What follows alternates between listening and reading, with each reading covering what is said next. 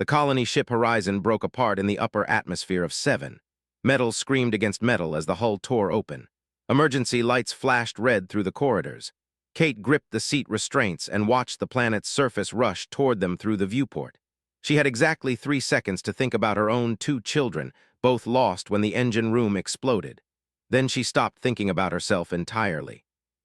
"Everyone into the emergency pods!" Kate shouted over the alarms.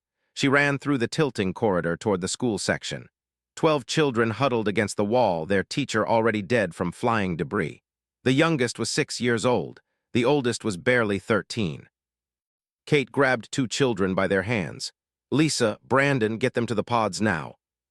Blake, the ship's engineer, scooped up 3 children at once. Lisa Harper, the medic, guided 4 more ahead of her. Brandon Cole, security officer, carried the smallest ones. They ran as the ship shook itself to pieces around them. The emergency pod launched just as the horizon hit the ground. Through the small window, Kate watched her ship crumble across the rocky plains of 7. Fires burned in the wreckage. The pod bounced twice on landing, then settled with a hiss. Kate counted the children immediately. 12 faces stared back at her, scared but alive. She felt something crack inside her chest. Her own children were gone. These 12 were all that remained of the colony's future. "Is everyone okay?" Lisa moved from child to child, checking for injuries. Minor cuts and bruises, nothing serious. They had been lucky. Forced open the pod door. Hot air rushed in, carrying the smell of sulfur and burned metal. "We need to move away from the crash site. Fuel cells might explode." They walked across the barren landscape. Kate kept the children in the middle of their small group, adults on all sides. The sky above was orange, the sun too bright. Mountains rose in the distance, dark and sharp like teeth. "Miss Kate, I'm scared," little Amy whispered. She held Kate's hand tight. "I know, sweetheart, but we're together and that's what matters." Kate squeezed back. Her body ached from the crash. Her head throbbed. None of that mattered, only the 12 small lives depending on her. They had walked for maybe an hour when Brandon stopped suddenly. "We're being watched."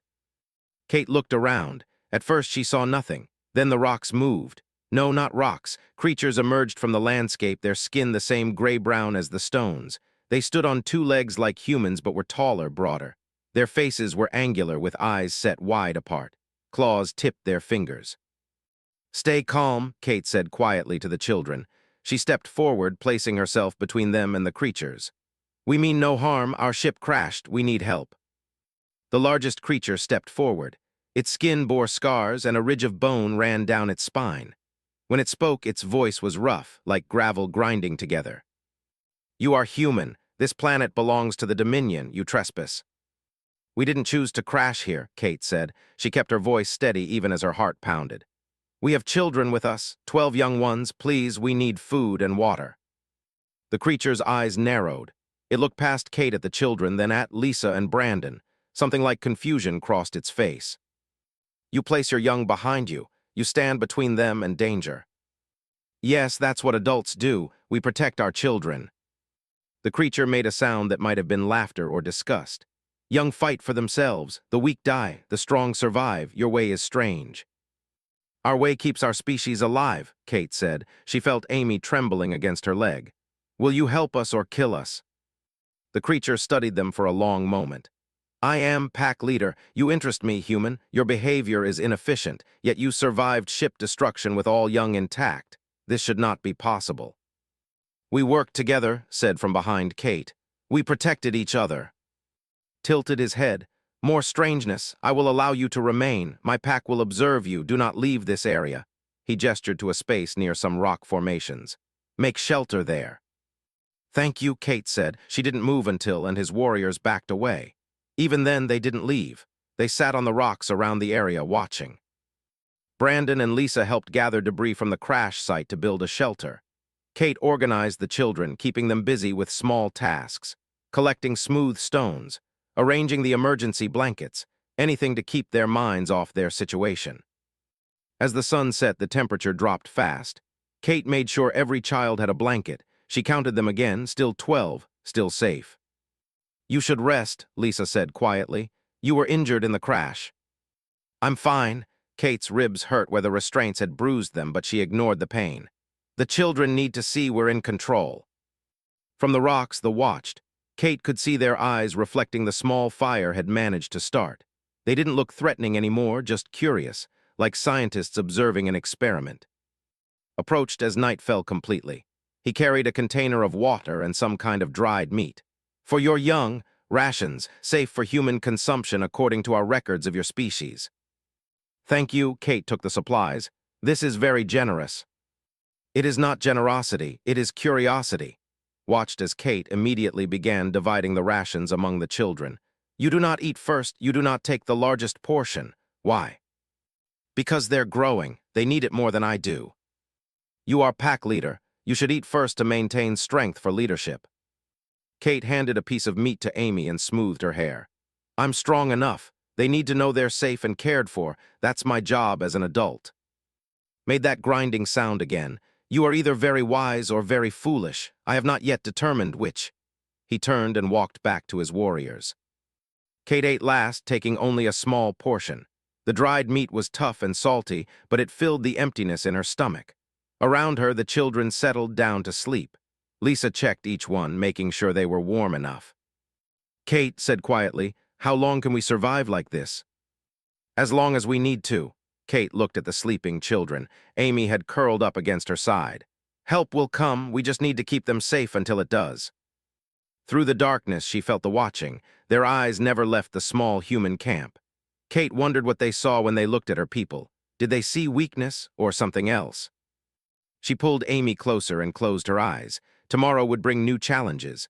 But tonight, all 12 children were safe, fed, and warm. That was enough.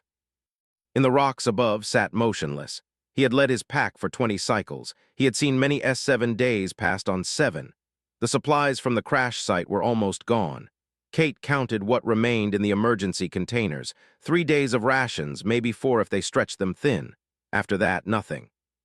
She closed the container and looked at the children.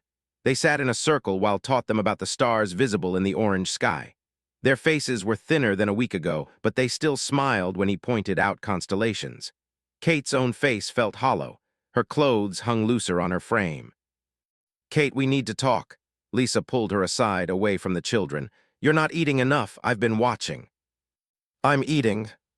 "You're taking half portions, sometimes less." Lisa's voice was firm. "You're the administrator, we need you strong." Kate looked at the children. Amy was laughing at something said. "They need it more, they're growing." "You're going to collapse if you keep this up." "Then I'll deal with that when it happens." Kate walked away before Lisa could argue more. And his pack still watched from the rocks. They came closer now, sometimes walking through the camp. The warrior called seemed particularly interested in their food distribution. He watched every meal with those wide-set eyes. On the 8th day, approached Kate as she divided the morning rations. "You take the smallest portion again. This is the 5th time I have observed this pattern." "The children need more than I do." "You are weakening. I can see it in your movements. Your hands shake. Your steps are uncertain." His voice held no emotion, just observation. "In 3 more days, you will be unable to lead. Then the young will have no protection. Your strategy is flawed." Kate handed a ration bar to Amy. "My strategy keeps them fed and hopeful. That's all that matters." Made a clicking sound with his throat. "Inefficient. Pack leaders eat first. Strength flows from the top down." "Human pack leaders eat last. Care flows from the top down." Kate met his eyes. "We're different species, different values." Walked away, but she heard him reporting too. The pack leader listened without expression, then looked directly at Kate. She looked back, refusing to show weakness even though her legs trembled. That afternoon, Brandon tried to hunt the small creatures that lived in the rocks. They returned empty-handed and exhausted. The planet's wildlife was too fast, too well adapted to the environment. "There's some kind of root vegetable near the mountains," said, "but I don't know if it's safe for humans." Lisa ran tests on a sample. "It's edible but barely nutritious. We'd need to eat pounds of it to equal 1 ration bar." Kate did the math in her head. 3 days of rations left. The nearest human settlement was weeks away by ship, if anyone even knew they had crashed. She looked at the children again. 12 faces, 12 lives. "We keep rationing," she decided. "Adults take smaller portions, children get full meals." "Kate, that's not sustainable," Brandon said. "I know, but it buys us time." That night, there was only enough food for one proper meal. Kate called a private meeting with Lisa and Brandon while the children slept. "We need to make a decision," she said quietly. "There's not enough for everyone to eat tomorrow." "The children eat," Lisa said immediately. "We can forage, try to find more of those roots."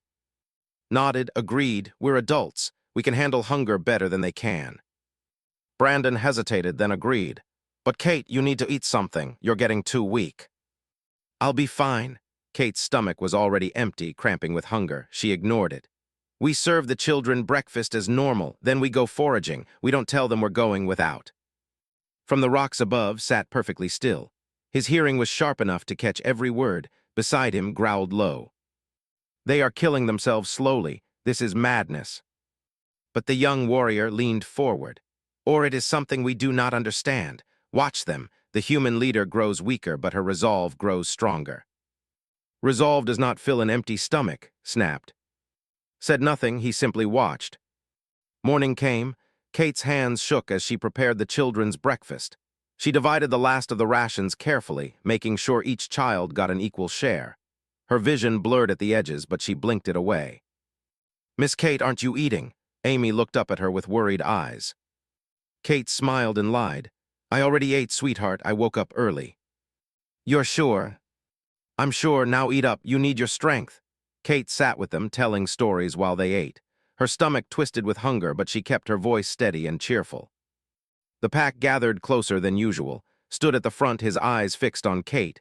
She felt their stares but didn't acknowledge them. Let them watch, let them judge. These children would eat first, always. After breakfast, found a small patch of the root vegetables. He brought them back, enough for maybe one person's meal. Kate looked at the roots, then at the children playing a game Lisa had organized. She divided the roots into 12 tiny portions. "Kate, no," grabbed her arm. "You need to eat. One of us needs to stay strong." "They need to see consistency. They need to know they'll be fed." Kate pulled her arm free gently. "It's fine, I'm fine."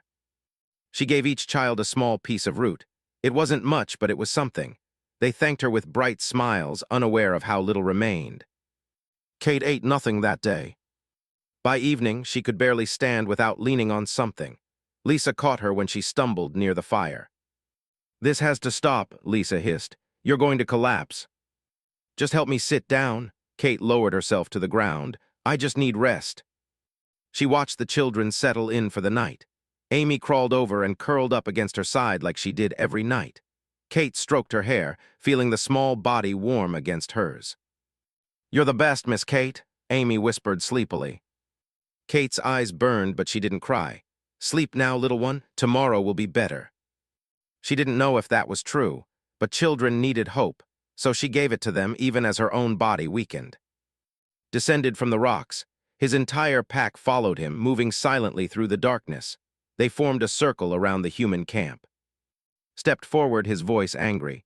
"This is foolishness. The leader starves while the young eat. The pack will fail." But raised a hand for silence. He stared at Kate for a long moment. She stared back, too tired to be afraid, too determined to back down. "You are dying," said simply. "Maybe, but they're living." Kate gestured to the sleeping children. "That's my purpose. That's what leaders do." Leaders ensure the pack survives. The weak are left behind so the strong can continue. Human leaders ensure everyone survives. We carry the weak until they become strong. Kate's voice was barely a whisper now. "We don't leave anyone behind." Something shifted in his expression. It was subtle, but it was there. He looked at his pack, then back at Kate. "You would die for young that are not even your blood." "They're all my children now. My own died in the crash." Kate felt Amy shift against her. "These 12 are humanity's future. My life means nothing compared to theirs." Made a sound almost like a gasp, even went silent. Stood motionless for a long time. Then he turned and walked back to the rocks. His pack followed, but they moved differently now, less like observers, more like something else. Something Kate was too tired to identify. "Get some sleep," Lisa urged. "Please, Kate." Kate closed her eyes. Sleep came quickly, pulled down by exhaustion and hunger. She dreamed of her own children lost in the ship's explosion. They smiled at her and told her she was doing the right thing. She hoped they were right. Kate woke to sunlight burning through her eyelids. Her body felt heavy, like someone had filled her bones with lead. She tried to sit up and failed the first time. The second attempt worked, but the world spun around her. Easy, Lisa's hand steadied her. You fainted last night. After the children fell asleep, you just collapsed. Did they see? No, caught you before you hit the ground. We moved you to your blanket. Lisa's face was tight with worry. Kate, you can't keep doing this. You haven't eaten a full meal in 9 days. Kate looked around the camp. The children were still sleeping, curled up in their blankets, 12 small shapes, all still breathing, all still safe. What's left? She asked. Nothing, we're out of rations completely. Found more roots yesterday, but barely enough for the children's breakfast. After that, Lisa trailed off.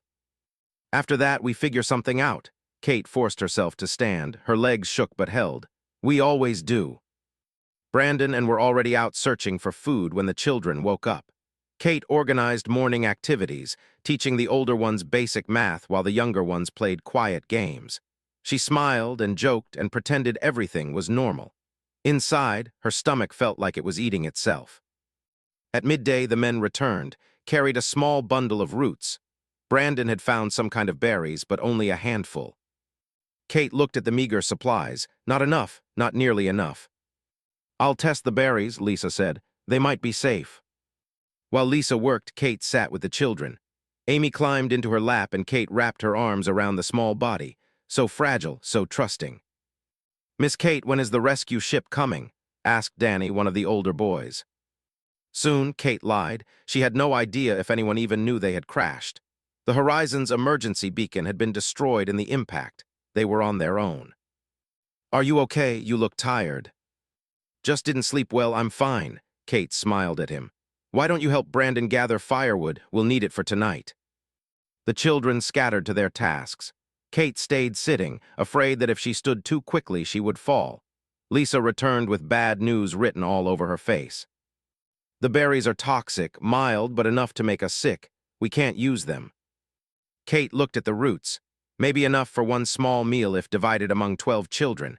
Nothing left over, nothing for the adults. Give them to the children for dinner, Kate said. What about us? We'll be fine for one more day. Kate's voice came out weaker than she intended. Tomorrow we'll find more. But she didn't believe it anymore. The planet was hostile to human life. Every plant they found was either toxic or barely nutritious. The wildlife was impossible to catch. They were starving slowly, and Kate knew it. That evening she prepared the children's dinner with shaking hands. The roots had to be divided so carefully. Equal portions, fair portions. She counted them twice to make sure. The pack had moved closer during the day. They sat in a semicircle around the camp now, watching every movement. Stood at the center, his eyes never leaving Kate. Dinner time, Kate called. The children gathered around. She gave each one their portion, making sure the smallest got pieces that were easier to eat. Amy looked at the tiny amount of food on her plate. Is this all there is? It's enough, Kate said gently. Eat slowly and it will fill you up. What about you? I already ate, remember, while you were playing. Another lie. Kate had gotten good at lying. It hurt less than the truth. The children ate. Kate sat with them, telling a story about a brave explorer who traveled to distant stars. She made her voice animated and exciting, even though her vision kept blurring at the edges. Halfway through the story, the world tilted. Kate grabbed the ground to steady herself. The children's voices seemed far away. She blinked hard, trying to focus. Miss Kate, Amy's hand touched her arm. I'm fine, just... Kate tried to stand and couldn't. Her legs wouldn't work. Just need a moment. Lisa was there instantly, checking her pulse. Your heart rate is too low. Kate, you're shutting down. I'm fine, Kate insisted. But when she tried to push Lisa away, her arm had no strength. She slumped against the medic. Brandon, help me get her lying down. Lisa's voice was sharp with fear. They lowered Kate to her blanket. The children crowded around, their faces scared. Kate tried to smile at them. It's okay, just tired. You all finish eating, okay? Don't waste a bite. Amy started to cry. You're sick. You said you were fine, but you're sick. Sweetheart, I just need rest. Kate reached up and touched Amy's face. Her hand trembled. Be brave for me, can you do that? Amy nodded, tears streaming down her face. Kate's eyes drifted closed. She heard Lisa's voice, urgent and low, heard Brandon swearing, heard the children whispering in fear. but mostly she heard her own heartbeat slow and weak in her ears. When she opened her eyes again, stood over her. His massive form blocked out the orange sky. "You are dying, human leader." "Maybe," Kate's voice was barely a whisper. "Did the children finish eating?" "That is your concern, in this moment." That's always my concern." Kate tried to focus on his face. "Did they?" "Yes, every portion consumed." Crouched down.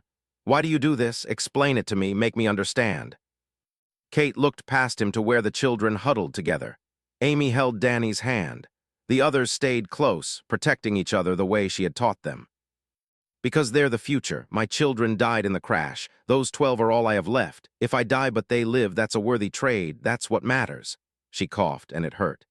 "They need to survive. They need to grow up and remember that someone cared enough to keep them safe. That's how humanity continues."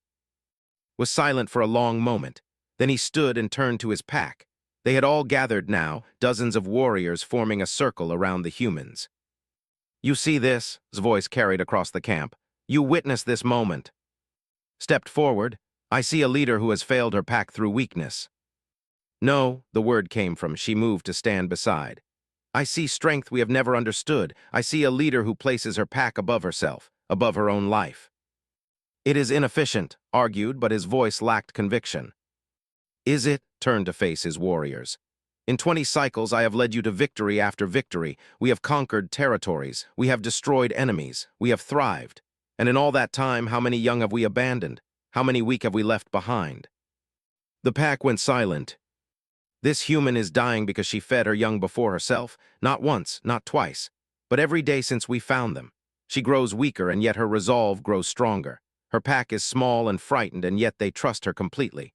They do not fight among themselves. They do not abandon the weakest. They stand together because their leader taught them that is what packs do."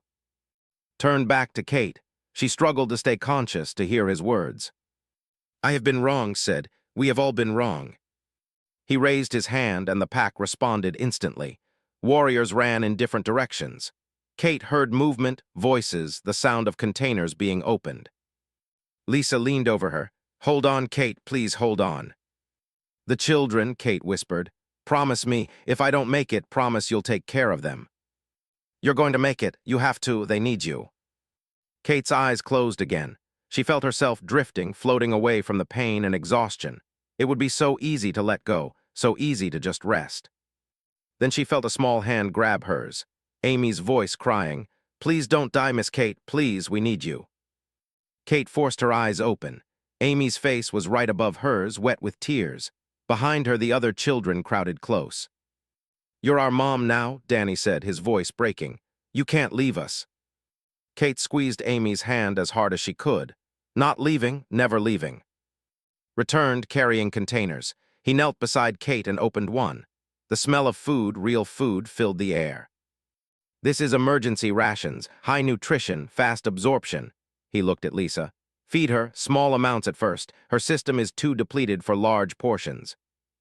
Lisa didn't hesitate. She took the container and began carefully feeding Kate small bites.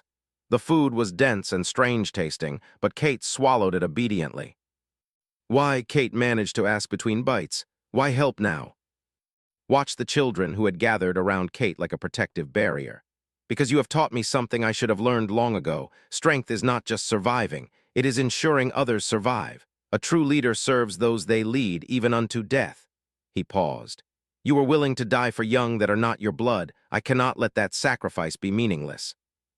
More containers appeared. The warriors distributed food to the children, to Brandon.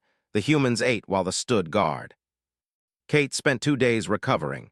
They brought food 3 times each day, always ensuring the children ate first before offering portions to the adults. Himself supervised each meal, watching the distribution with intense focus. On the 3rd morning, Kate was strong enough to stand without help. Her body still ached and her hands still trembled slightly, but she could move. She could function. She could take care of her children again. The children noticed immediately. They crowded around her, hugging her carefully as if afraid she might break. Amy refused to leave her side, holding Kate's hand everywhere she went. "I'm okay now," Kate assured them. "See, strong as ever." But she caught watching her with those sharp eyes. He knew the truth. She was still weak, still recovering. It would take weeks before she was fully healthy again, maybe longer. That afternoon approached Kate while she sat with the children. They were drawing pictures in the dirt, using sticks to create images of Earth, the planet they would likely never see again. "I request permission to speak with you," said formally. Kate stood, gesturing for Lisa to watch the children. She walked away from the camp to a spot where they could talk privately. "You saved my life," Kate said. "I haven't properly thanked you." "Thanks are unnecessary. I acted according to new understanding."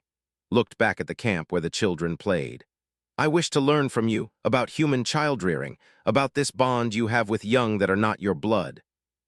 Kate was surprised. "Why?" "Because I am beginning to believe my species has been wrong for many generations. We abandon our weak. We force our young to survive alone from the moment they can walk. We call this strength. But watching your pack, I see a different kind of strength." His voice was thoughtful. "Your young do not fight each other for food. They share. They comfort each other. They act as one unit. This comes from how you lead them, how you teach them." Kate thought about her answer carefully. Humans believe that children are our most precious resource. We don't just make them survive. We help them thrive. We give them knowledge, protection, love. We sacrifice for them because they represent our future. A species that abandons its young is a species that has abandoned its own future. "Love," repeated the word like he was tasting something foreign. "This is the emotional bond you speak of often." "Yes, it's what makes us willing to die for them. It's what made me give them food when I had none for myself." Kate looked at him directly. "Don't your people feel anything for their offspring?" "We feel satisfaction when they prove strong, pride when they succeed. But this deep bond you describe, this willingness to sacrifice self for them, that is not part of nature." Paused.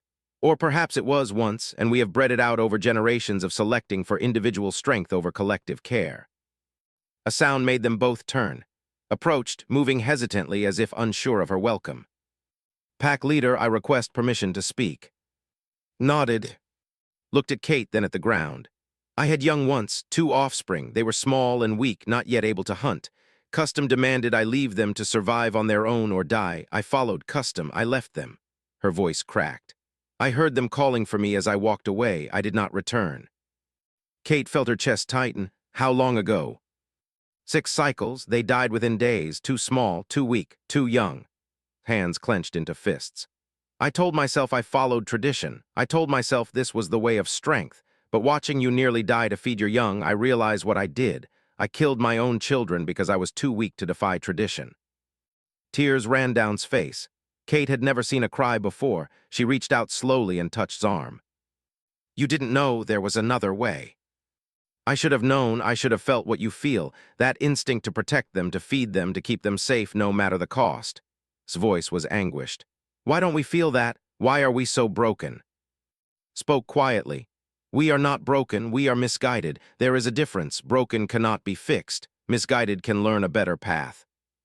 He turned to Kate.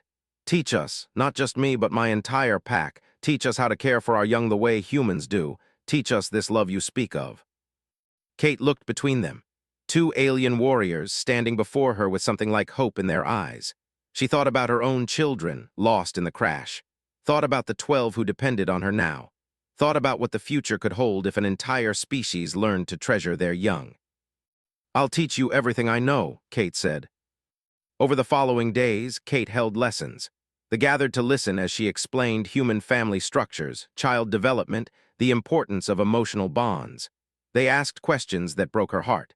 Simple questions that revealed how little they understood about nurturing. "Why do you hold the small ones?" asked, watching Kate comfort Amy after a nightmare.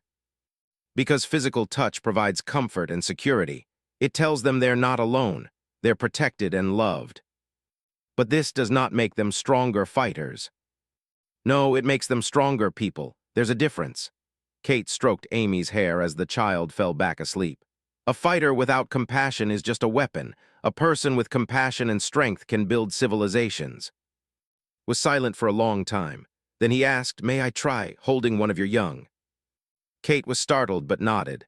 "Danny, would you let hold you for a moment? He wants to learn." Danny, 11 years old and curious, agreed, picked him up awkwardly, holding the boy like he might break. Danny giggled at the strange position. "Like this," Kate demonstrated with Amy. "Support the back, let them lean against you, make them feel secure." adjusted his grip. Danny settled against the warrior's chest. For a moment they just sat there, then something changed in his expression. He looked down at Danny with wonder. He trusts me. I am a stranger, a potential predator, and yet he trusts me completely because you permitted it. That's what children do when they're raised with love and security. They learn to trust. They learn to see others as potential friends instead of threats. Kate smiled. That's how we built our civilization, through trust and cooperation. More began participating. They learned to play simple games with the children. They learned to tell stories. Was particularly devoted, spending hours with the younger ones, clearly trying to heal something broken inside herself. One evening, gathered his entire pack. Kate stood before them with the 12 children at her sides. You have witnessed something extraordinary, told his warriors. You have seen a leader place her pack above herself. You have seen young grow strong not through abandonment but through care. You have learned that strength can come from love as much as from combat. He turned to Kate. You were willing to die feeding young that were not your blood. You showed us that the measure of a leader is not what they take for themselves, but what they give to those they lead. Kate felt Amy squeeze her hand. The child had barely left her side since her collapse. All the children stayed close now, a tight unit that moved together like a single organism. Tomorrow I will call the Greater Council of Packs. I will propose changes to our ways. We will no longer abandon our young. We will learn to care for them as humans do. This will be revolutionary. Many will resist. His eyes swept over his pack. But we have seen the truth. We cannot see it. Stepped forward. I will speak for the change. I will tell them what I did to my own young. I will tell them the cost of our ways. Other warriors murmured agreement. Who had argued against Kate's methods so strongly at first, stood silent. Then he spoke.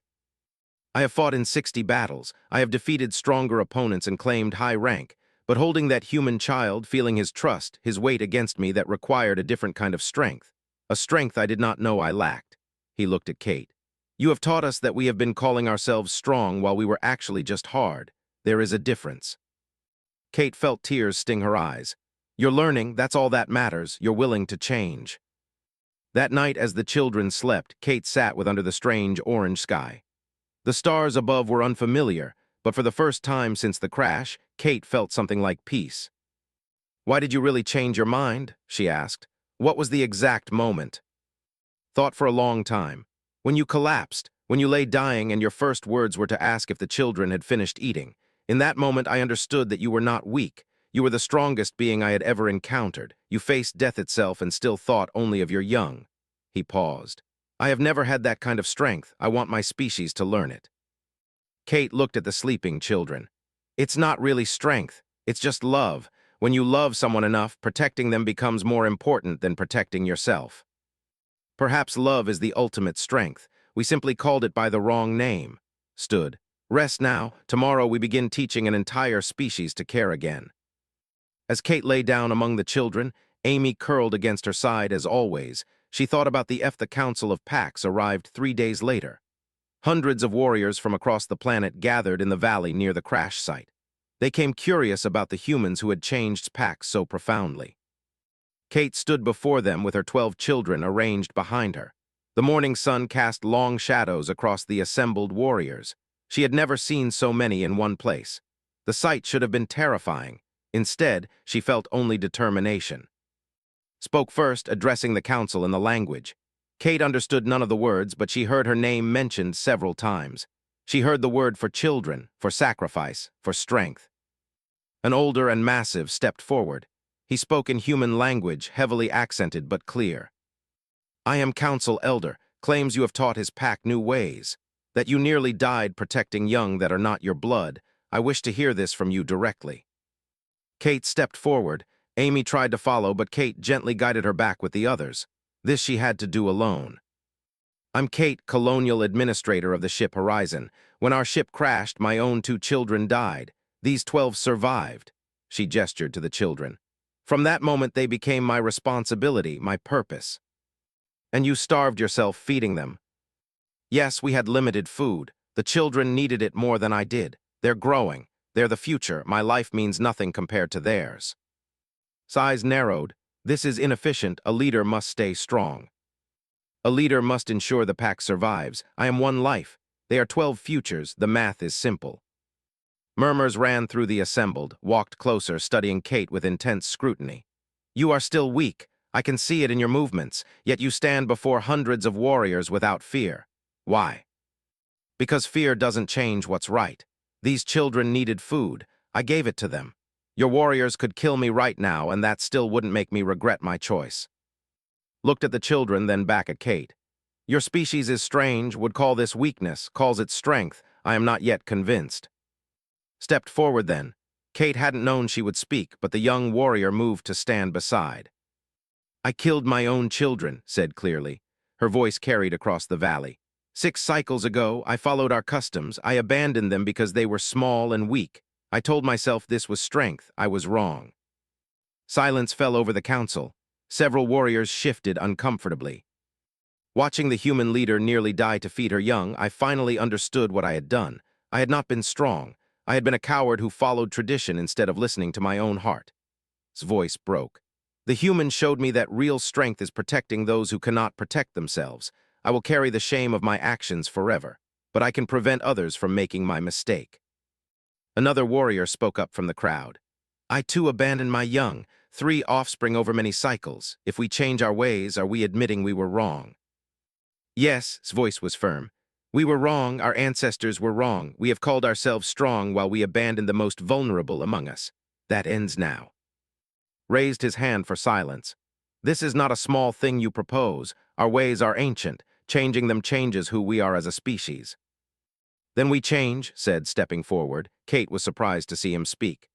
I have held a human child. I felt its trust, its vulnerability, its complete dependence on those larger and stronger, and I felt something I had never felt before, the desire to protect rather than to test, to nurture rather than to challenge. He looked at. If that is weakness, then I choose to be weak. More warriors spoke, one after another. Some shared stories of young they had abandoned. Others spoke of watching Kate's sacrifice and feeling something stir inside them. A few argued against change, but their voices grew quieter as more warriors spoke in favor. Listen to it all. Finally, he turned to Kate again. Show me, demonstrate this bond you speak of. Kate nodded. She turned and knelt down, opening her arms. Amy, come here, please. Amy ran to her immediately, throwing small arms around Kate's neck. Kate hugged her close, then lifted her gently. This is Amy. She's 6 years old. Her parents died in the crash like mine did. We found each other in our grief. Kate held Amy securely. She trusts me to keep her safe, to feed her, to comfort her when she's scared, and I would die before I let any harm come to her. Why asked, what do you gain from this bond? Kate thought about how to explain it. Purpose, meaning, hope. When I hold her, I remember why we survive, why we struggle, why we keep going even when everything seems hopeless. She touched Amy's hair gently. She makes me stronger, not weaker. Her trust gives me strength I didn't know I had. Stared at them for a long moment. Then he turned too. I wish to observe your pack for 3 days. I will see these changes you speak of with my own eyes. You are welcome, Elder. The next 3 days were intensive, and several council members watched everything. They saw the children eat before the adults. They saw Kate teaching reading and mathematics. They saw showing the older boys engineering concepts. They saw Lisa tending to scraped knees and hurt feelings with equal care. They saw Brandon playing games with the children, his security training forgotten as he pretended to be a monster chasing squealing kids. They saw sitting with the youngest ones, telling them stories about history in a gentle voice none knew she possessed. But most of all, they saw Kate, still recovering, still weak, but always present, always patient, always putting the children first. On the 4th day, a ship appeared in the sky. Human design descending toward the crash site. Kate's heart leaped. Rescue had finally come. The ship landed and a squad of human officers emerged. They stared at the scene before them. 12 children, 4 adults, and hundreds of warriors all gathered peacefully together. Colonial Administrator Kate, the lead officer asked in disbelief. That's me. These are the survivors from the horizon. Kate gestured to her small group. The officer looked at the, Are you prisoners? Do you need immediate extraction? No, we're guests. These warriors saved our lives. Kate turned to, They're our friends. Stepped forward then. Through a translator device, he addressed the human officers. Your leader has done something extraordinary. She has taught an entire species to value compassion over conquest. We request formal diplomatic relations with humanity. We have much to learn from you." The human officers looked confused, but agreed to pass the message to their superiors. As the humans prepared to board the ship, the children said goodbye to the warriors. Amy hugged, who held her carefully, as if she were made of glass. "Thank you for teaching us about kindness," whispered. "You already knew, you just forgot. Miss Kate helped you remember." Approached Kate as she was about to board. "We will not forget what you showed us. The council has voted. All packs will learn new ways. We will protect our young. We will teach them love alongside strength. We will become more than we were." Kate smiled. "That's all anyone can ask, to be better than we were yesterday." "You have my eternal respect, Kate. You fed your young before yourself. You nearly died protecting children that were not your blood. Even the pack stared in silent awe." Placed his fist over his heart in what Kate recognized as a salute.